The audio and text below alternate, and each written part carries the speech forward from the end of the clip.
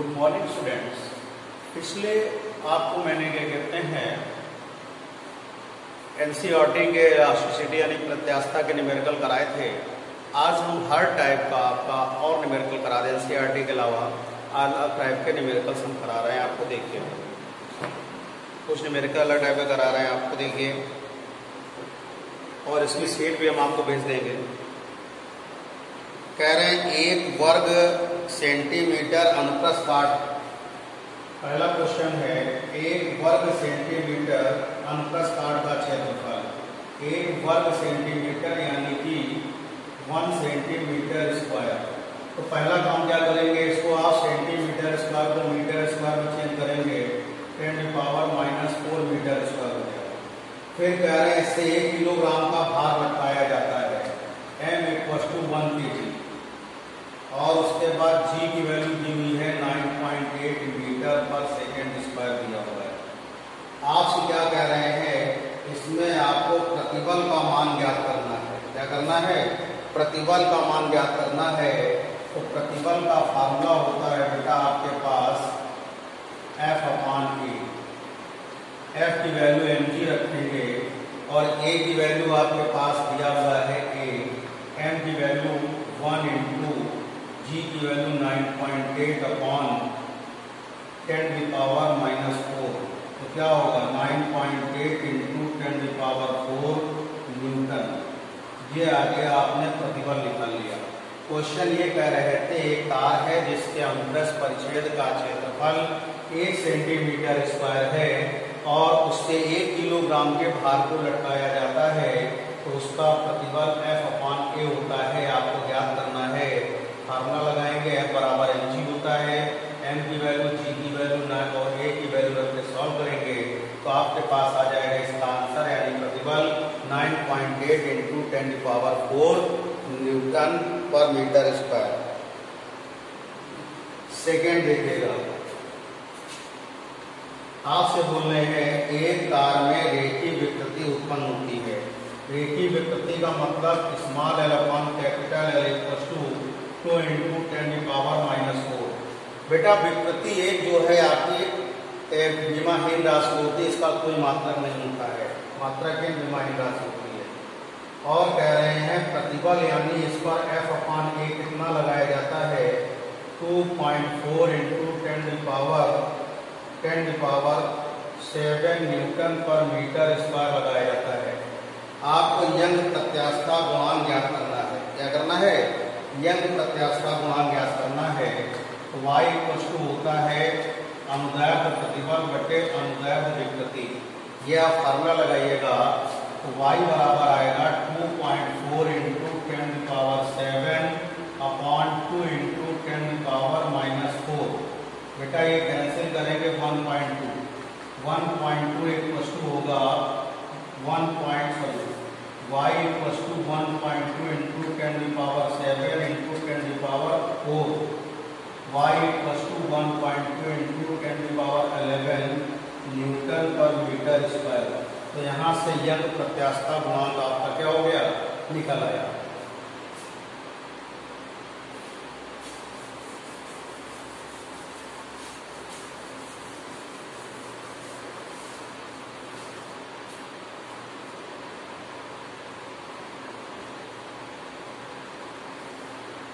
अगला क्वेश्चन देखते हैं बेटा।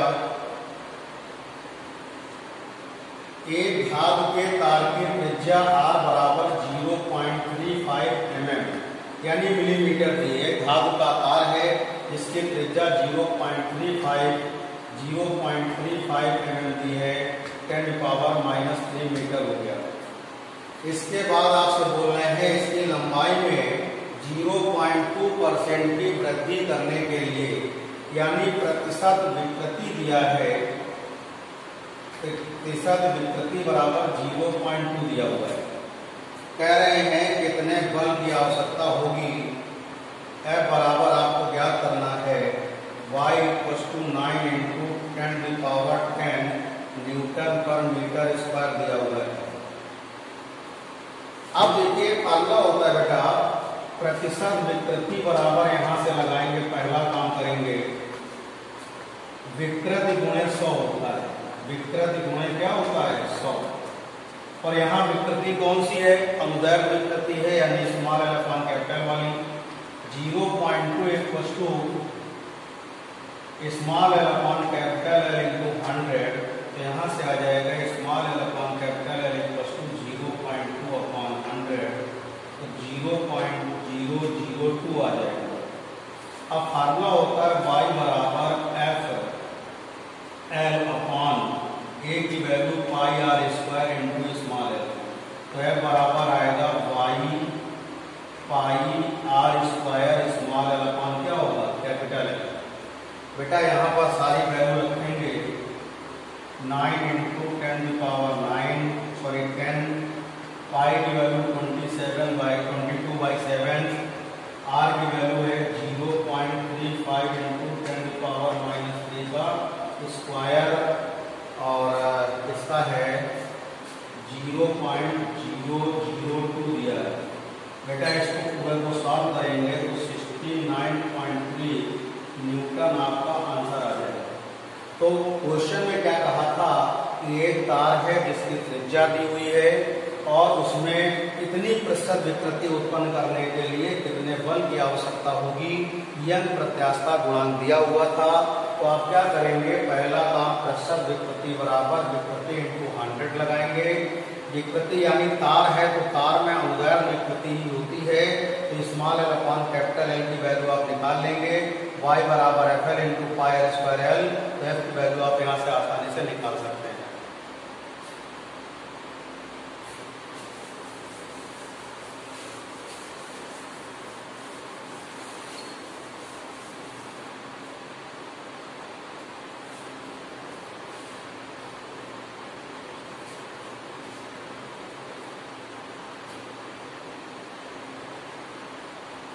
क्वेश्चन नंबर 11 देखिएगा, जो कि बहुत अच्छा सवाल है। आपसे कह रहे हैं एक रबर की एक डोरी है, ध्यान दीजिएगा, ये रबर की एक डोरी है, आपके पास एक रबर की डोरी है। पहला केस है, इस रबर की डोरी से ये इसकी लेंथ है आपके पास कैपिटल एल, जो कि आपको पहला काम है ज्ञात करना। केस फर्स्ट,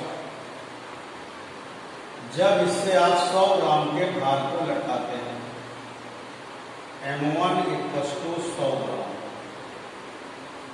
तो इसकी लेंथ हो जाती है आपकी कितनी हो जाती है 60 सेंटीमीटर हो जाती है। कितनी हो जाती है 60 सेंटीमीटर हो जाती है, यानी L + L1 = 60 सेंटीमीटर, यानी इसमें इंक्रीमेंट आएगा स्मॉल एल।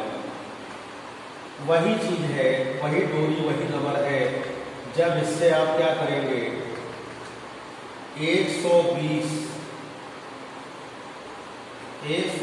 ग्राम, ये M2 है, ये M1 था, M2 = 120 ग्राम को जब लटकाते हैं तो इसकी लंबाई हो जाती है 70 सेंटीमीटर। कितनी हो जाती है L + L2 = 70 सेंटीमीटर। अब देखिएगा, रबर की डोरी है। अब देखिए रबर की डोरी है, डोरी चेंज नहीं हुई है, यानी कि यंग प्रत्यास्थता गुणांक दोनों स्थितियों में बराबर होंगे। इसके लिए y1 और इसके लिए y2।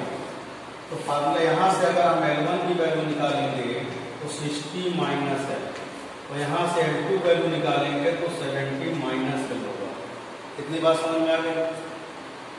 अब इसके बाद क्या करना है, y1 बराबर फार्मूला आएगा आपके पास, देखिएगा दोनों स्थितियां इक्वल हैं तो y1 बराबर y2 हो गया, तो आएगा M1GL upon A into L1, M2GL upon A into L2।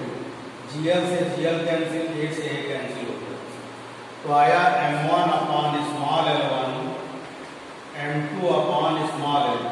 M1 की वैल्यू 100, L1 की वैल्यू है आपकी 60 माइनस l, ये है 120 अपॉन 70 माइनस l, ये 5 होगा, ये 6 होगा।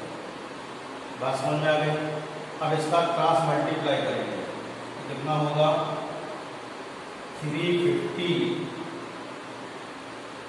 Minus 350 minus 5L equal to ये होगा 360 माइनस 6L।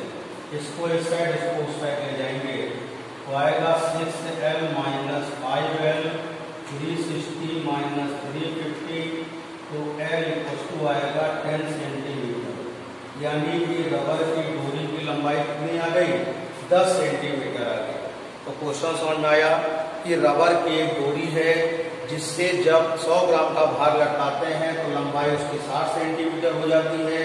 जब 70 सेंटीमीटर का लटकाते हैं तो उसकी लंबाई जैसे 120 ग्राम के भार को लटकाते हैं तो उसकी लंबाई 70 सेंटीमीटर हो जाती है। तो रबर की डोरी की प्रारंभिक लंबाई आपको क्या करना है ज्ञात करना है। तो इस तरह से देखिएगा अगर रबर की जब तक डोरी नहीं चेंज होगी तो इन प्रत्यास्थता गुणांक सेम होगा। रबर का सेम होता है तो y1 बराबर y2 वैल्यू रख के सॉल्व करके निकाल लिए तो L बराबर कितना आ गया आपके पास 10 सेंटीमीटर आ गया।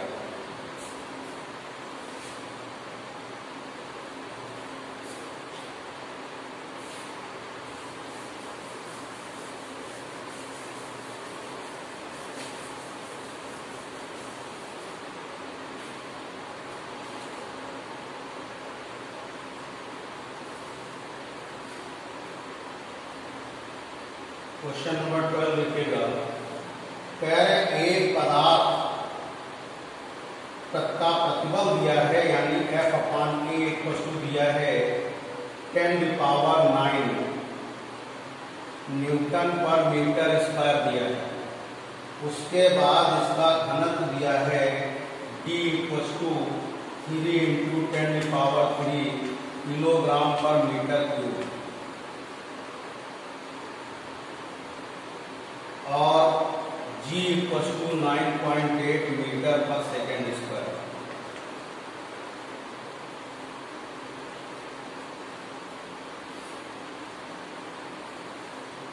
देखिएगा क्वेश्चन ये कह रहे हैं एक तार का अधिकतम प्रतिबल दिया है, तार का घनत्व दिया है, विद्युत कोण का मान दिया है। तार की वो लंबाई ज्ञात कीजिए जिससे वो अपने भार से तार स्वयं ही टूट जाए। तार जो है अपने भार से स्वयं ही टूट जाए ये आपसे कहा गया है। तो देखिएगा यहाँ पर आपके पास दिया हुआ है, ध्यान दीजिएगा। तो यहाँ पर F बराबर कितना होगा W तार का भार, ये होता है मास इंटू ग्रेविटेशनल एक्सीलरेशन और द्रव्यमान होता है आयतन गुणे घनत्व, आयतन गुणे घनत्व और आयतन होता है अनुप्रस्थ परिच्छेद में क्षेत्रफल गुणे लंबाई। तो यहाँ से अगर हम निकालेंगे L की वैल्यू तो F/A क्या आएगा AdG। इसको आप इस तरह लिख लेंगे F/A की वैल्यू हमको दी हुई है इंटू dG। जब वैल्यू रखेंगे F/A की वैल्यू 10⁹ अपॉन D की वैल्यू 3 × 10⁻³ और G की वैल्यू 9.8 आएगा। तो यहाँ से आप क्या निकालेंगे तो तार की लंबाई आएगी L बराबर 3.4 × 10⁴ मीटर। इसको सॉल्व करेंगे तो यहाँ से लंबाई में वृद्धि क्या होगी, तार की वो लंबाई निकल आएगी जिससे लटकाए जाने पर तार अपने ही भार से टूट जाएगा। तो इस तरह के क्वेश्चन आपको इस तरह से करने होंगे बेटा।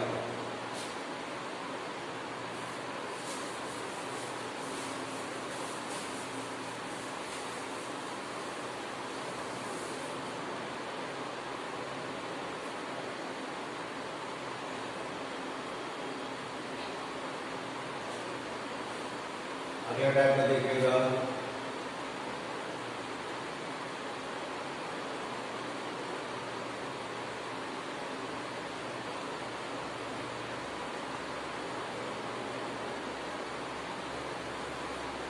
आपसे कह रहे हैं 3 × 10⁻³ मीटर क्यूब आयतन का तरल यानी V बराबर 3 × 10⁻³ मीटर क्यूब का एक तरल और उसका दाब डेल्टा P बराबर 6 × 10⁻⁶ न्यूटन पर मीटर स्क्वायर इतना दाब परिवर्तन किया जाता है। तो उसके बाद आपसे क्या कह रहे हैं आयतन में कमी कितनी होती है, डेल्टा P बराबर 5 × 10⁻⁷ मीटर क्यूब तो पहला काम तो तुम्हारा क्या है, आयतन विकृति ज्ञात करना। आयतन विकृति ज्ञात करेंगे। और दूसरा केस है आयतन प्रत्यास्था गुणांक भी ज्ञात करना है। देखिएगा,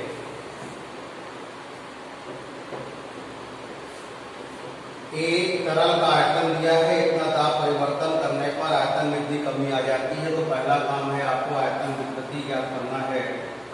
तो आयतन विकृति का फार्मूला होता है बेटा, आयतन में परिवर्तन बटे प्रारंभिक आयतन, यानी कि 5 × 10⁻⁻7 अपॉन 3 × 10⁻⁻3।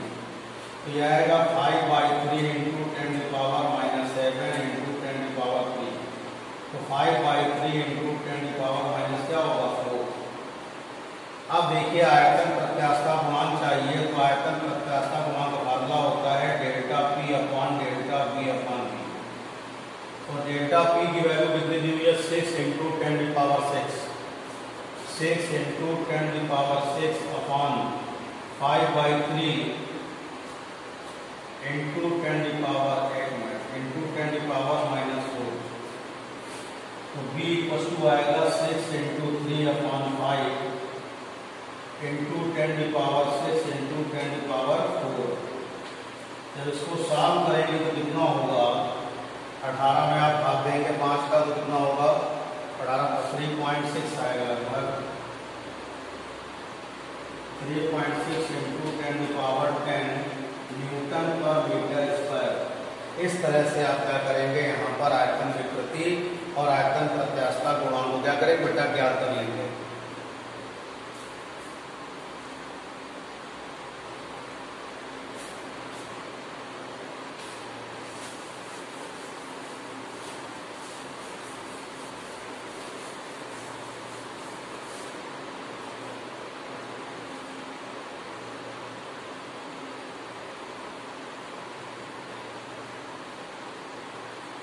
अब देखिएगा,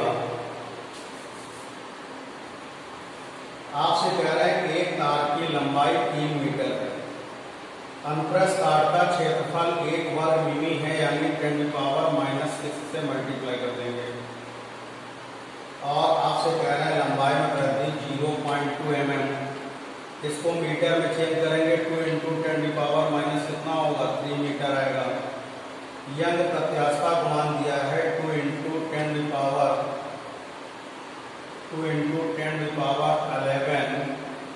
न्यूटन पर मीटर स्क्वायर। तो आपसे कह रहे हैं कि एक तार की लंबाई दी है, अनुप्रस्थ परिच्छेद का क्षेत्रफल दिया है, तार की लंबाई में वृद्धि करने के लिए कितना कार्य, तार की लंबाई में इतनी वृद्धि करने के लिए कितना कार्य करना होगा, या उसकी प्रत्यास्थ स्थित ऊर्जा ज्ञात करनी है। तो U बराबर फार्मूला होगा 1/2 × y × small l upon capital L का होल स्क्वायर इंटू क्या होगा A × L। ये फार्मूला होता है आपका यानी कि प्रत्यास्थ स्थित ऊर्जा ज्ञात करने का। y की वैल्यू कितनी है 2 × 10⁻11। इसकी वैल्यू कितनी है बेटा 0.2 अपॉन 3 का स्क्वायर इंटू A की वैल्यू है 10⁻⁻6 और ये क्या होगा 3। अब बेटा इसको आप क्या करेंगे, सॉल्व करेंगे। ये आपके पास 2 से ये 2 कैंसिल हो गया, 10⁻11 0.04 अपॉन 9 इंटू 10⁻⁻6 इंटू 3। इसको कैंसिल कर देंगे, कितना आ जाएगा 3 आ जाएगा। U = 10⁻11 कितना हो गया -6। तो 10⁻11 है, ये -6 है, तो 10⁻5 इंटू 0.04 अपॉन क्या होगा 3 आएगा। अब इसको सॉल्व कर लीजिएगा, तो यह सॉल्व करेंगे तो यह आ जाएगा आपके पास 1.13 इंटू 10⁻³ जूल। ये आपका आंसर आ जाएगा। तो इस तरह से आपको प्रत्यास्था के न्यूमेरिकल लगाने हैं। मैंने सारे NCERT न्यूमेरिकल भी करवा दिए थे, तो मैंने रेफरेंस बुक से भी आपको न्यूमेरिकल करवा दिए। तो इसकी न्यूमेरिकल सेट में भेजेंगे, आप लगाइएगा, कोई प्रॉब्लम हो हमसे आप डिस्कस करिएगा। थैंक यू बेटा, बट होमवर्क जरूर भेजें।